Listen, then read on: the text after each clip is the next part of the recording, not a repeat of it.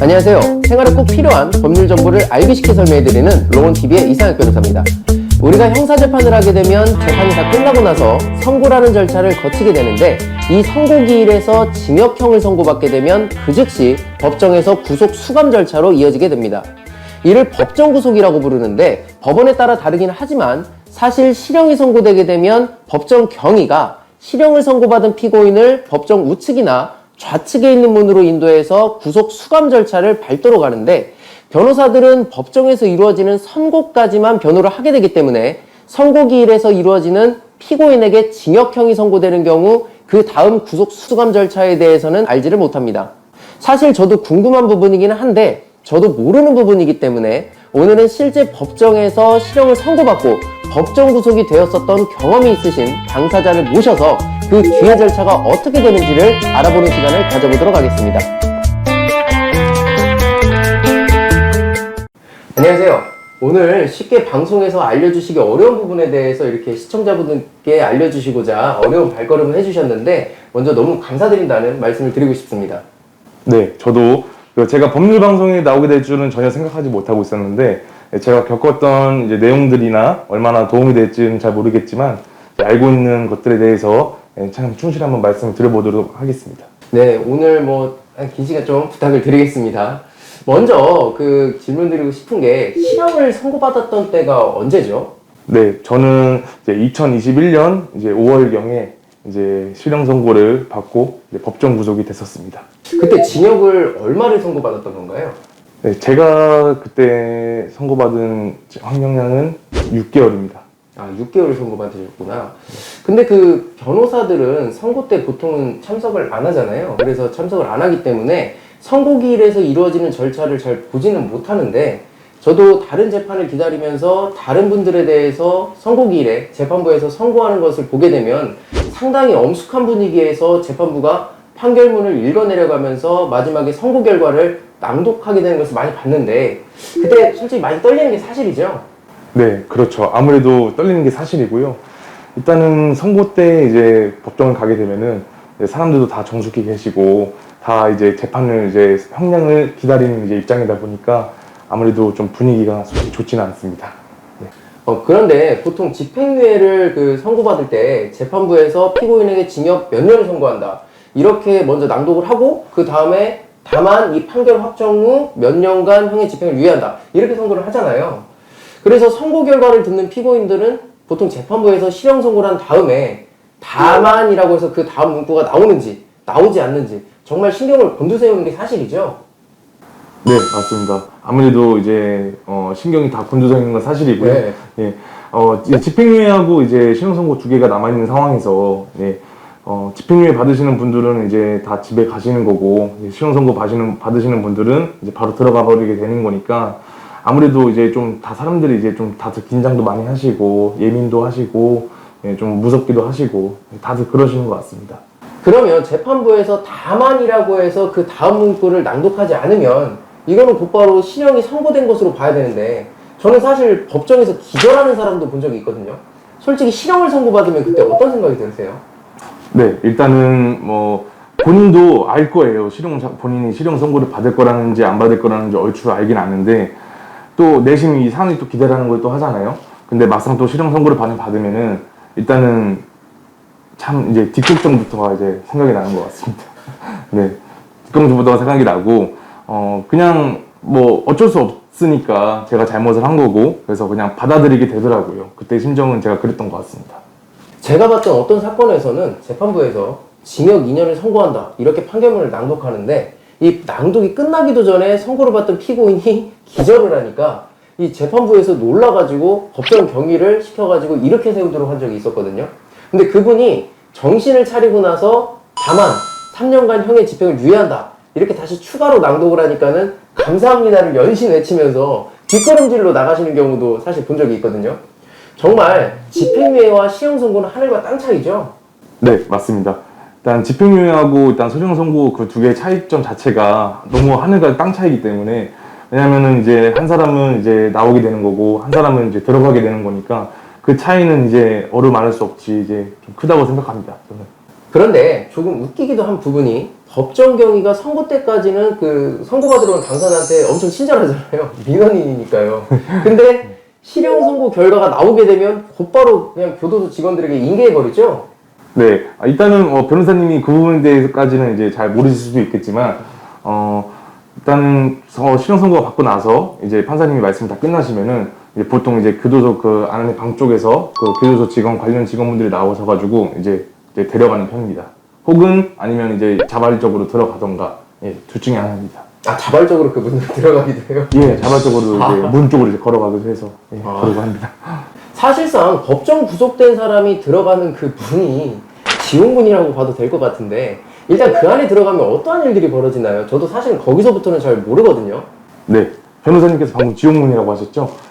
예, 지옥문, 그쵸. 지옥문으로 가는 문이 맞고요.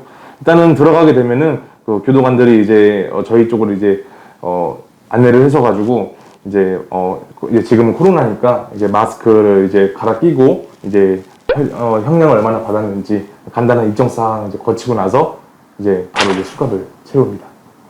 그럼 거기서 구치소로 이송이 되는 건데 그날 같이 법정 구속된 사람들이 모여서 다 같이 이동을 하게 되는 거죠? 네, 맞습니다. 처음에는 이제 수갑을 차고 이제 기다리고 있다가 이제 그날 이제 선고가 다 끝나면은 이제 같이 법정 구속된 사람들이 다 같이 모여서 이제 포정줄을 묶이게 되고 그대로 이동하게 됩니다. 이송되는 버스는 우리가 드라마에서 보게 되는 버스하고 같은 거죠? 네, 똑같은 겁니다.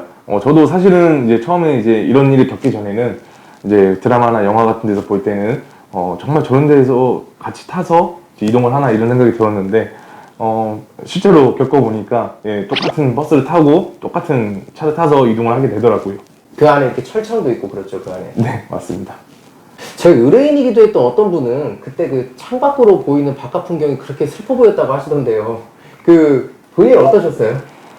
네, 마음이 사실 좀 좋지만은 않은 것 같아요. 일단은 그 버스를 타고 이제 도착지가 어딘지를 이제 알고 있으니까 참 그 길, 그런 사소한 그런 길마저도 참 그때는 정말 그냥 지옥으로 향한다는 길이라고나 할까? 약간 그런 느낌이었습니다.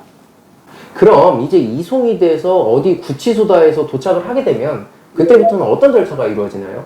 네, 이제 도착을 하자마자 이제 또 안에 있는 교도관들이 나와서 이제 처음에 이제 신체 검사를 이제 하는 쪽으로 이제 안내를 해줍니다. 그래서 이제 거기서 이제 간단하게 이제 인적사항하고 뭐 이제 신체 검사 간단한 검사를 마치고 그리고 코로나 검사까지 딱 마치고 나면은 이제 거기서 이제 옷을 나눠주고 이제 그런 식으로 이제 진행이 되고 있습니다. 그런데 궁금한 것이 입고 왔던 옷은 사복이잖아요.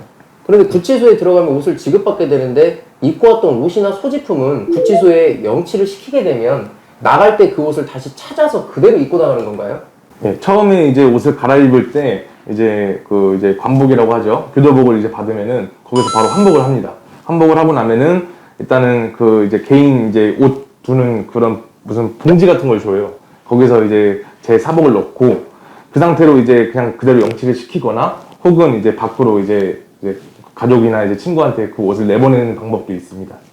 그리고 수영복을 보게 되면 번호가 있는데 그 명찰에 색깔이나 글씨가 써 있는 경우가 있잖아요. 우리가 드라마에서 보면 빨간색이 뭐 사형수 표시다해서 나오기도 하는데 그 색깔들이나 글씨는 어떤 것을 의미하죠? 네, 일단 그 이제 많은 이제 숫자가 있는데 이제 한글이 써 있는 사람은 이제 공범이 있다는 뜻이고요. 그리고 숫자가 이제 색깔별로 이제 뭐 약간 요시찰, 주요 요시찰 같은 분들은 뭐 노란색 딱지를 이제 달고 있고요. 그리고 마약 관련, 뭐 이제 대마 관련 이런 사람들은 파란색 딱지를 들고 있고요. 그리고 나머지 뭐 일반 뭐 사기나 뭐 음주나 절도나 일반 그런 바쁨들을 잡범들이라고 하는데 그런 사람들은 다 그냥 하얀색을 하고 있습니다. 그러면 색깔이 있다거나 명찰에 뭐 글씨가 있다면 일단 안 좋다고 봐야 되겠네요. 그렇죠. 별로 좋지가 않습니다. 네. 요즘은 코로나로 인해서 며칠 동안 격리가 되었다가 방을 배정받게 되는 것으로 알고 있는데 방 배정을 받게 되면 그 안에 이미 계시는 분들이 있으시잖아요. 그래서 처음엔 좀 어색하거나 할 텐데 드라마에서 보면 어떤 죄로 들어왔고 뭐 나이가 어떻게 된다, 사회에서 뭘 하다 왔다 이렇게 자기소개하는 시간도 있고 하는데 실제로도 그렇게 진행이 되나요? 네, 이 부분은 좀 약간 좀 잘 알고 계시는 것 같으신데 처음에 이제 코로나 때문에 지금 이제 2주간 격리를 시작하고요. 예, 2주 이제 격리되는 동안은 이제 그날 같이 이제 실형 선고 받고 들어왔던 분들이 모여서 2주 동안 같이 생활하게 되는데, 처음에 이제 같이 모이게 되면은 바로 이제 또 자기소개도 하고 그냥 서로 어떻게 들어가게 됐는지, 어떤 일들이 있었는지 뭐 그런 일들을 뭐 물어보곤 합니다. 그러면 이제 거기 있다가 진짜 방에 배정이 되잖아요. 진짜 방에. 네네. 그럼 그때도 자기소개를 또 하나요? 네, 그때도 이제 쉽게 말하면 본방이라고 하죠. 이제 신입에 있는 거기 2주 격리했다가 이제 본방을 이제 넘어가게 되면 거기에는 이제 이미 오랫동안 살고 계셨던 분들이 많이 계셔요. 그래서 거기서 또 가면은 이제 또 자기소개를 또 해야 되고 또 어떻게 들어오게 됐으며 또 그렇게 얘기를 합니다. 그런데 들은 얘기로는 처음에 들어가면 화장실 바로 옆에서 자는데 겨울에는 그 자리가 진짜 춥다고 들었거든요. 들어간 순서대로 생활하는 자리가 정해지나요? 네, 맞습니다. 잠자리는 처음에는 이제 무조건 이제 막내라고 해서 무조건 이제 쉽게 말하면 하수구 옆 거기서부터 이제 잠자리가 이제 순서가 이제 정해지는데 겨울에는 정말 그냥 말도 안 나올 정도로 진짜 엄청 추웠고 지금도 뭐 그때 생각하기 싫네요. 그런데 제 생각에는 독방에 있게 되면 혼자 쓰니까 더 좋을 것 같은데 사실 독방을 더 싫어하시더라고요. 그리고 징벌방이라고 하는 방도 독방이라고 하던데 맞나요? 네, 맞습니다. 일단 독방은 쓰기 싫어하시는 분들은요, 일단 독방이 엄청 좁아요, 생각보다. 그냥 한 사람 사이즈가 그냥 놓으면은 다 꽉 찰 정도고요. 그리고 아무래도 이런 위생 상태도 너무 좋지가 않고, 그리고 또 징벌방 같은 경우에는 일반 독방이랑 다르게 CCTV가 또 달려 있어요. 그래가지고 좀 많이 안 좋다고 봅니다, 저는. 아, 그럼 혼자 지낸다고 해서 편한 거는 아니네요. 네, 그렇죠. 네. 그리고 또 각 방에 보면 방장이 있잖아요. 드라마에서 저도 많이 봤는데 그 방장의 역할은 무엇이고 어떻게 뽑히게 되는 거예요? 네, 방장은 이제 쉽게 말하면 그 방의 이제 규율을 정하는 사람인데요. 보통은 이제 뭐 원래는 교도관들이 뽑아주고 원래 그게 정식인데 지금은 이제 방 사람들 내에서 투표로 이제 조금 이제 어느 정도 좀 리드감이 있고 좀 생활력 강하고 이제 좀 방을 좀 휘어잡을 수 있는 분을 좀 뽑아서 보통 그분으로 이제 방장을 하고 있습니다. 또 방 안에 가만히 있다 보면 시간이 너무 안 가니까 그 안에 계시는 분들끼리 서로 얘기하면서 시간을 보내는 것 같기도 하던데 그 안에 보면 자칭 판사, 자칭 검사, 자칭 변호사가 다 있잖아요. 그래서 그 안에서 형사 절차에 대해서 다 꿰고 있는 사람도 있곤 하던데 그분들이 서로 사건에 대해서 코치도 해주고 담당하는 변호사에 대한 평가도 하고 그러는 것 같던데 그 안에서 진짜 이런 일들이 있는 게 맞나요? 네. 변호사님 분께서 아주 정확한 질문을 해주셨는데요. 정말 수많은 진짜 범죄자들 중에서도 정말 뭐 자칭 판사, 검사, 뭐 변호사 이런 분들이 정말 많아요. 그냥 그 사람들이 말하는 법이 다 맞는 법이고 또 이런 또 뭐 충고도 해주면서 결과도 약간 미리 알려주는 것 같고 그러니까 어떻게 보면은 그분 사람들은 그냥 여기 오래 살면서 자기가 보고 겪은 건데 이렇게 얘기하는 거 들어보면은 정말 이 사람이 맞는 걸 수도 있고 참 그게 좀 저도 신기하더라고요. 근데 그분들이 진짜 이렇게 판결까지는 모르겠지만 이렇게 판단을 해주면 어느 정도 들어맞기도 해요. 네, 신기하게도 진짜 이렇게 판단을 내려주는 사람이 정말 그거와 똑같이 이렇게 나오는 경우도 있더라고요. 그래서 물론 이제 뭐 100%가 다 아니겠지만은 근데 그런 정말 중요한 부분들을 찝어주실 때는 정말 저도 신기하고 이분들도 좀 많이 좀 지식을 많이 갖고 계시구나. 저도 이런 생각을 좀 하곤 합니다. 드라마 같은 것을 보면 안에서 음식을 뭐 요리해서 먹기도 하고 막걸리를 담아 먹기도 하는 장면이 나오기도 하거든요. 실제 배식받는 음식으로 요리가 가능한가요?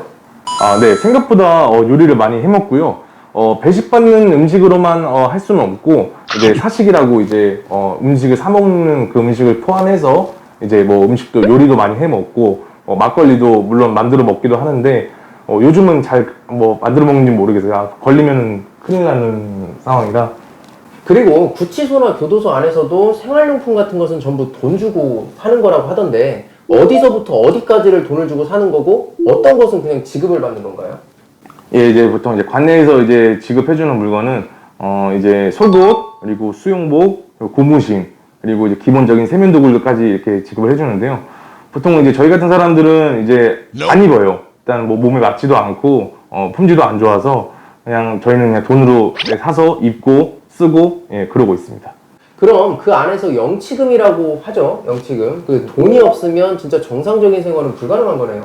예, 그 정상적인 생활이 불가능하다까지는 모르겠는데 일단 영치금이 없으면 일단 많이 불편합니다. 불편하고 사람들이 또 좀 별로 안 좋아해요. 왜죠? 일단은 뭐 돈이 없는 게 나쁜 건 아니잖아요, 사실. 예, 나쁜 건 아닌데 그냥 뭐랄까 그쪽 세계는 그냥 돈이 없으면 그냥 돈이 없구나 그냥 이렇게 도와주려고 하는 게 아니라 돈이 없으면은 그냥 거기서 그냥 선을 그어버린다고 해야 될까요? 그러니까 영치금도 어떻게 보면 그 안에서 영치금 얼마가 있냐, 돈이 얼마가 있냐가 조금 어떻게 보면 그 안에 생활의 편의성이라고 해야 되나 이런 게 좀 영향을 미친다는 거네요. 네, 이제 아무래도 처음에 방에 가게 되면 영치금도 다 오픈을 해야 돼요. 예, 방 사람들끼리 이제 다 오픈을 다 해서 이제 이 사람은 얼마 있고 이 사람은 얼마 있고 이제 이렇게 나눠져서 좀 돈이 없는 사람은 좀 따로 좀 구분을 시켜놓는다던가 그리고 뭐 돈이 많은 사람들은 뭐 돈이 없는 사람들을 위해 좀 더 쓴다던가 약간 그런 경우는 있는 것 같습니다. 예전에 보면 청송교도소가 죄질이 안 좋은 죄를 지으신 분들만 가는 곳이라서 수용자들이 이렇게 기피하는 교도소라는 얘기도 있고 했었는데 수용자분들께서 어차피 수용생활을 할 거라면 특별히 선호하는 교도소가 좀 따로 있나요? 일단 예, 청송교도소 그쵸 많이 일단 안 좋다고 소문이 나 있는 곳이고요. 선호하는 교도소는 뭐 솔직히 이렇게 자세하게 알지는 못하는데 보통 이제 1급소, 2급소, 1, 2급소 뭐 혹은 뭐 개방교도소 이쪽이 이제 활동도 많고 그래서 그쪽으로 좀 많이 선호하는 편이긴 합니다. 그 또 교도소 그 생활을 보면 그 안에서 봉사활동 같은 것을 많이 하잖아요. 그 봉사활동 어떤 것들이 있고 그 봉사활동 하는 이유가 뭔가요? 그 모범수가 되기 위해서 하는 건가요? 네, 일단 뭐 봉사활동이라기보다는 그 관내에서 이제 일을 하는 경우가 있는데 거기서 뭐 예를 들어 청소를 해주다든지 뭐 이제 배식에 도와준다든지 그런 경우가 있고요. 사실 모범수랑은 관련이 없습니다. 봉사활동을 한다고 해서 뭐 모범수가 뭐 더 빨리 되고 무조건 되고 그런 건 딱히 없습니다. 그럼 모범수는 어떤 때 모범수가 되는 거예요? 뭐 아시는지 잘 모르겠는데.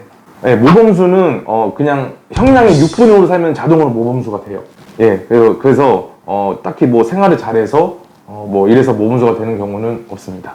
그리고 교도소나 구치소에서 이렇게 수용생활을 하게 되면 사실 면회가 매우 중요하잖아요. 네. 근데 일반적으로 미결수일 때하고 기결수일 때하고 면회 수가 좀 다르죠?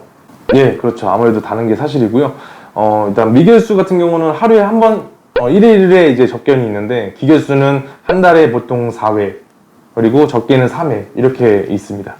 그런데 일반 면회는 사람과 사람 사이가 유리로 막힌 곳에서 마이크를 통해서 뭐 시간도 11분인가요? 이렇게 진행이 되잖아요. 네. 근데 변호인 접견은 이런 제한이 전혀 없죠? 네, 변호인 접견은 일단 자유롭게 진행이 되고요. 보통 이제 기결수는 아까 말씀드렸다시피 뭐 한 달에 4회로 정해져 있는데, 변호사 접견은 그 횟수에 포함되지가 않습니다. 그래서 뭐 언제든 아무 때나 변호인 접견은 좀 자유롭게 한다고 보시면 될 것 같습니다. 그래서 제가 이제 뭐 접견을 많이 다니다 보니까 이 변호인 접견은 접견 횟수 제한도 없고 그러다 보니까는 좀 되도록 변호인 접견을 많이 하기를 원하시더라고요. 특히 여름에요. 특히 여름에. 그리고 이제 그게 제 생각인데 접견 대기실에 뭐 에어컨도 있고 뭐 TV도 있고 해서 그러시는 것 같기도 한데 실제 이제 교도소나 구치소에 있게 되면 그 제 개인적인 질문인데요. 변호인 접견이 그렇게 기다려지나요? 네, 아무래도 이제 방에만 있으면은 너무 답답해요. 너무 답답하고 뭐 할 것도 없고 그래서 보통 이제 사선 변호사라고 하죠. 사선 변호사를 쓰시는 분들은 거의 매일같이 부릅니다. 매일같이 부르면은 일단은 그 변호인 접견실을 가면은 에어컨도 여름엔 특히 여름엔 에어컨도 나오고 TV도 나와서 시간도 잘 가고 또 변호사님 또 만나면 또 이런 또 사건 얘기도 하고 할 거 아니에요. 그래서 좀 시간도 잘 가고 해서 예. 아까 드렸던 질문이랑 좀 비슷하긴 한데 그 안에서 수용생활 하면서 네 변호사는 맨날 접견 오더라, 네 변호사는 뭐 한 달에 한 번 오더라 뭐 이런 거 가지고도 약간 좀 서로 얘기들이 있긴 하죠. 네, 맞아요. 잘 찝어주셨어요. 예. 안에서도 네 변호사는 왜 나는 한 번 오는데 너는 왜 이렇게 많이 오냐, 나도 내 변호사한테 좀 많이 와달라고 해야겠다, 이런 말들을 하기도 합니다. 그 안에 뭐 선풍기 하나로 이렇게 다 하면서 또 선풍기 과열되니까 또 꺼놨다가 뭐 잠깐 꺼놨다가 다시 켜고 그런다던데 진짜 그렇게 선풍기 돌리나요? 네, 선풍기 하나로만 이루어지고 있고요. 선풍기가 또 타이머가 또 걸려 있어요. 그래서 60분 기준에서 50분 돌아가고 10분 쉬고 그런 식으로 지금 돌아가고 있습니다. 그럼 10분 쉴 때는 진짜 미치겠네요, 그 안에서. 정말 그 10분이 정말 너무 지옥이에요. 진짜 막 샤워 바로 막 하는 사람도 있고 정말 그때는 아무도 건들면 안 됩니다. 다 예민하거든요. 방금 말씀하신 내용하고도 좀 비슷한 거긴 한데 아무래도 수영 생활을 하다 보면 서로 다 예민해져 있다 보니까 그 안에서 충돌도 많이 일어나죠? 네, 맞아요. 아무래도 많이 싸우는 것도 사실이고요. 싸우게 되는 이유는 정말 딱 이 세 가지인 것 같아요. 잘 때, 뭐 먹을 때, 씻을 때. 항상 이 세 가지 이유에서 무조건 싸움이 일어난다고 저는 생각합니다. 그럼 보통 그런 수영자들 간의 충돌은 어떻게 정리가 되나요? 그 CRPD인가요? 검은색 옷을 입은 그 교도관들 있으시잖아요. 그분들이 나서서 이렇게 정리를 하나요? 우리가 드라마에서 보는 것처럼? 네, 정확한 용어는 CRPT고요. 아, CRPT. 네, CRPT고요. 그분들이 이제 방 안에도 보시면 이제 비상벨이라고 또 따로 있어요. 이제 그거를 누르게 되면은 바로 이제 CRPT 이제 무리들이 와서 다 제재를 시키고 또 끌고 가고 뭐 조사하고 이런 식으로 이제. 저도 재판을 하면서 한 번 본 적이 있거든요. 그 교도소에서 그 의견서를 재판부에 제출하더라고요. 그래서 그 구치소 안에서 문제를 일으키는 경우에, 그러니까 구치소나 교도소에서 그 내용을 적어서 수용자가 재판받는 재판부에 제출하게 되는 경우가 있는 것 같은데, 그렇게 되면 재판에 되게 불리하게 작용을 하게 되죠? 네, 물론 예, 안에서 이제 사고를 치게 되면은 이제 관련 이제 뭐 사람들이나 뭐 그동안 분들이 이제 의견서를 제출하는데요. 그게 이제 재판부까지 넘어가게 되면은 이제 추가라고 하죠. 예, 그거 무조건 이제 법정에서 불리하게 됩니다. 사실 징역 1년, 징역 2년 이런 게 사회와 단절되는 시간인 거잖아요. 사실 이게 결코 쉬운 게 아니거든요. 징역 2년만 하더라도 8계절을 보내고 나오는 거니까요. 이렇게 힘든 이제 수영 생활인데, 그렇게 수영 생활을 거의 이제 마지막까지 오다 보면 마지막 날이 오잖아요. 이게 내일 나간다. 그러니까 이 마지막 날이 되게 되면 사실 어떤 생각이 드세요? 일단 마지막 날이 정말 코앞으로 다가오면은 진짜 아무것도 안 하게 되는 것 같아요. 일단은 그 음식도 이제 늘 먹던 음식도 안 먹게 되고 운동도 이제 뭐 안 하게 되고 그냥 모든 활동을 다 멈추고 이제 정말 밖에 나갈 준비를 하거나 예, 이제 그렇게 합니다. 마지막 날 딱 그날이 되면 잠이 안 오죠? 예, 맞아요. 잠이 안 오고 저도 한 1시간인가 2시간 예, 자고 출소했던 것 같네요. 우리가 수영 생활이 뭐 진짜 다른 사람들 몇 년 이렇게 한 건 아니지만 그래도 반기를 했던 거 아니에요. 그럼 그렇게 수영 생활을 하고 사회와 격리돼 있다가 다시 사회로 복귀를 하게 되면 처음에는 되게 적응하시기가 쉽지 않으셨겠어요? 네, 뭐 비록 뭐 6개월밖에 사진 않았지만 6개월 동안 저는 진짜 땅 한 번도 못 밟았거든요. 예, 안에서 땅 한 번도 못 밟고 햇살도 한 번 받아본 적이 없는데 딱 나오자마자 이제 땅도 밟고 이렇게 햇살 봤는데 정말 이런 사소한 것들이 되게 좋더라고요. 그리고 조금 걷는데 멀미가 나가지고 그 부분이 좀 적응하기 힘들었던 것 같습니다. 오늘 어떻게 보면 생각하고 싶지도 않았던 그 얘기들을 시청자분들을 위해서 어렵게 그 발걸음을 하셔서 얘기를 해주셨는데, 마지막으로 시청자분들에게 뭐 해주실 말씀이 있으시다면 어떤 게 있을까요? 예, 일단 제가 겪어보니까 정말 사람이 있을 곳이 아니에요. 여기는 정말 힘들다고 생각이 들고 여러분들은 정말 이런 경험 꼭 없으셨으면 좋겠습니다. 네. 네, 오늘 정말 긴 시간 동안 저도 잘 모르는 부분에 대해서 이야기를 해주셔서 저도 이렇게 간접적으로나마 경험을 해본 것 같아서요. 앞으로 형사사건을 진행할 때 많은 도움이 될 것 같은데 정말 감사드린다는 말씀을 드리고 싶습니다. 오늘 어려운 발걸음을 해주셔서 다시 한번 감사드립니다.